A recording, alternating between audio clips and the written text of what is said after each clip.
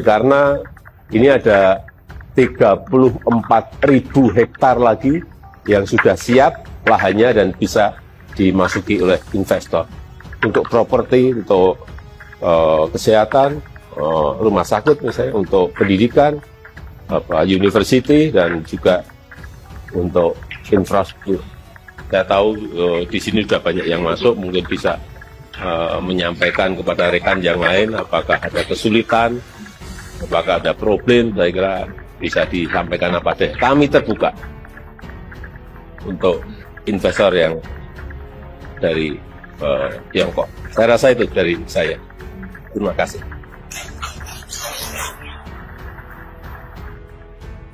Tax holiday itu pembebasan pajak selama berapa tahun? 30 tahun. Buset. Lu mau dapat apa negara? Gile. Ya, terus bebas pajak alat-alat yang dimasukkan ke situ untuk membangun. Oke, itu sama sekali nggak dipungut pajak tuh. Supaya bebas.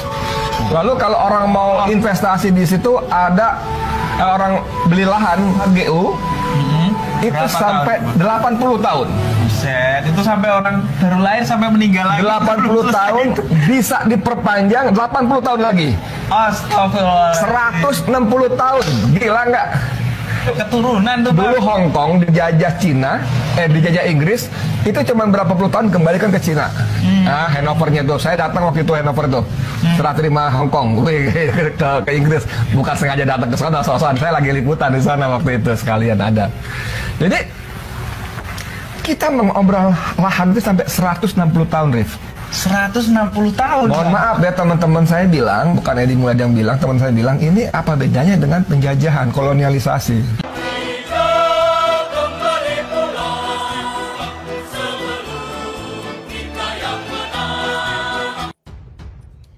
Obral murah, kesepakatan rahasia Jokowi dan Xi Jinping.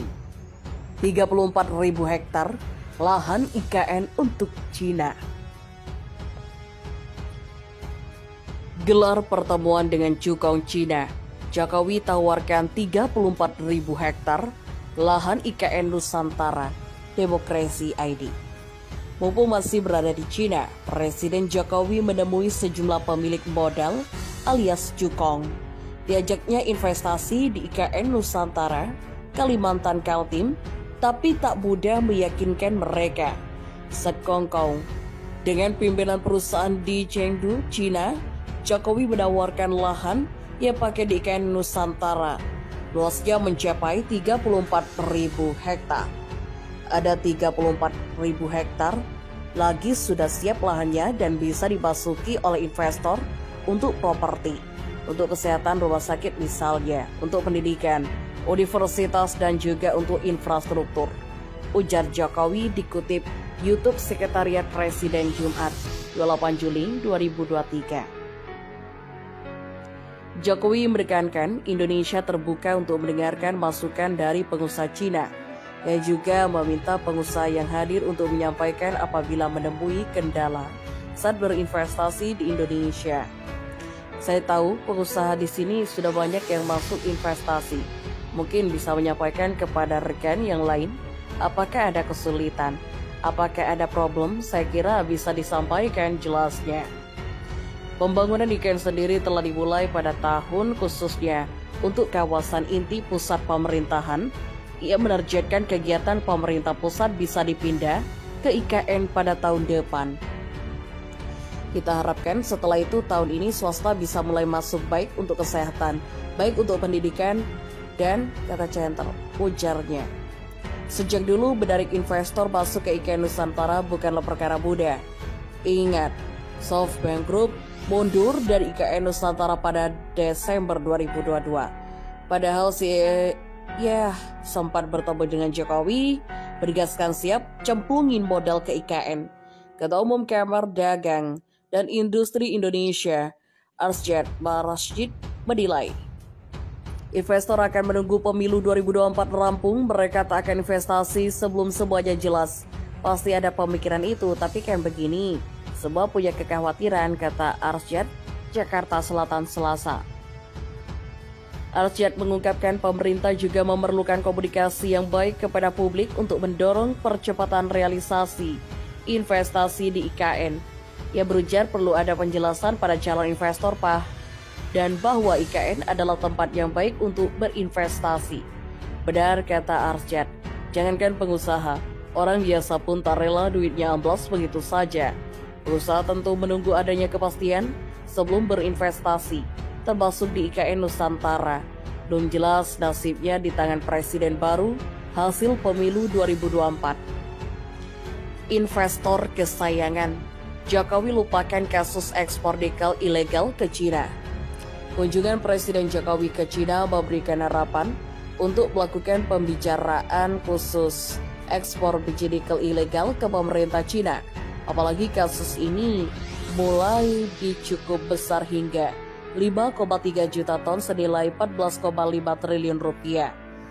Namun menurut peneliti hubungan dagang Indonesia-Cina Center of Economic and Law, Muhammad Zulfikar Rahmat, kunjungan Indonesia-Cina, tema besar pertemuan kedua pimpinan tersebut soal penguatan perdagangan, investasi, kerjasama kesehatan termasuk penjajakan riset dan teknologi.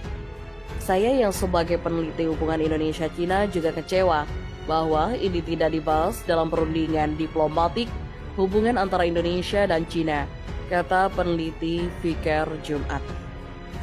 Kasus ekspor biji nikel ilegal ke Cina yang terjadi sejak 2020 hingga Juni 2022 mencapai 5,3 juta ton senilai 14,5 triliun rupiah telah diungkapkan KPK sejak awal Juni lalu. Padahal per 1 Januari 2020 Presiden Jokowi sudah melarang praktik ekspor nikel ke Indonesia. Padahal kalau kita lihat pertemuan diplomatik antara Cina Indonesia tidak hanya hari ini. Pekan lalu Ibu Menlu juga bertemu perwakilan Cina di Jakarta. Pak Luhut juga sudah bolak-balik ketemu, tetapi isu ini tidak pernah dibahas katanya. Pada pertengahan bulan Juli ini, Menlu Retno Marsudi bertemu dengan top diplomat Cina Wang Yi di Gedung Pancasila Kemlu RI Jakarta. Kunjungan Presiden Jokowi ke Cina pekan ini sebenarnya mengajak para menteri di bidang ekonomi. Namun mereka lebih fokus masalah investasi di bidang kendaraan listrik, proyek IKN maupun kerjasama riset dan teknologi. Saya melihat dalam beberapa tahun ini Indonesia berhati-hati tidak mau menyakiti Cina sebagai investor paling besar dan paling kuat. Menurut saya teman-teman LSM dan aktivis harus mulai membicarakan isu ini, katanya.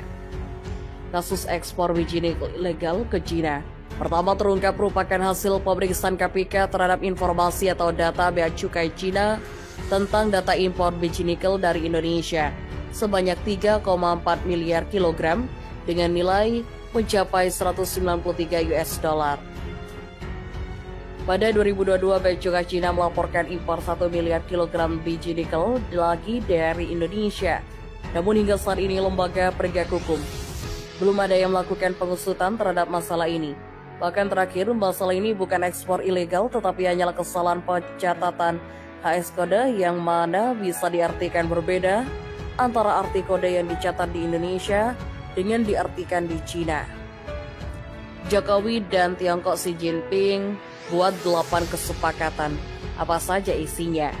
Pertemuan Presiden Jokowi dengan Presiden Tiongkok Xi Jinping di Chengdu, Tiongkok pada Kamis berlangsung depan hangat. Xi Jinping pun menyambut kedatangan orang nomor 1 di RI 1, ini Hotel Jidiu, Chengdu. Pertemuan keduanya pun dalam rangka janjian kerjasama bilateral antara pemerintah Indonesia dengan pemerintah Tiongkok yang sudah terjalin sejak lama. Berbagai kerjasama pun sudah dilakukan, termasuk soal pembangunan ibu kota Nusantara yang bekerja sama dengan pemerintah Shenzhen, Tiongkok dalam penguatan program pembangunan infrastruktur. Tanya di pertemuan keduanya pun akhirnya mencapai beberapa kesepakatan berjasa yang akan terjalin selama beberapa tahun ke depan. Lalu apa aja sih isi kesepakatan Presiden Jokowi dan Presiden Xi Jinping? Simak inilah selengkapnya. Pertama, kerjasama bidang kesehatan. Kerjasama di bidang kesehatan pun menjadi salah satu kesepakatan antara Presiden Jokowi dan Xi Jinping. Adanya program pertukaran tenaga kesehatan antara negara pun diharapkan bisa menjadi suatu hal yang baik bagi perkembangan kesehatan di Indonesia. Kedua, komoditas tepung porang.